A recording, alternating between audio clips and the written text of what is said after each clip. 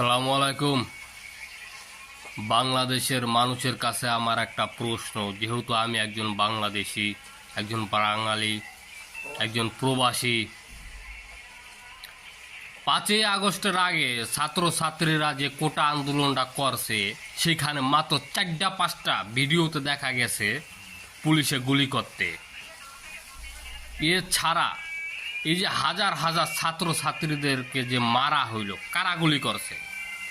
কারণ আমি এজন্যই জানতে চাই, বর্তমানে বাংলাদেশের এমন কোনো মানুষ নাই, আমার জানা মতো যারা হাই স্কুলে পড়ে তাদের কাছেও একটা করে ক্যামেরা থাকে, একটা করে ফোন থাকে। তো ওই সময়টাও সবার কাছে ফোন ছিল, ক্যামেরা ছিল। অনেকগুলি ভিডিওতে দেখছি মাথার খুলি উড়ে আলাইছে। এই গুলিগুলা কারা করছে আপনারা লক্ষ্য করে দেখবেন, যে দাড়িওয়ালা, টুপি পরে, হেলমেট পরা, 40 বছর 50 বছরের লোকগুলা এরা কারা ছিল?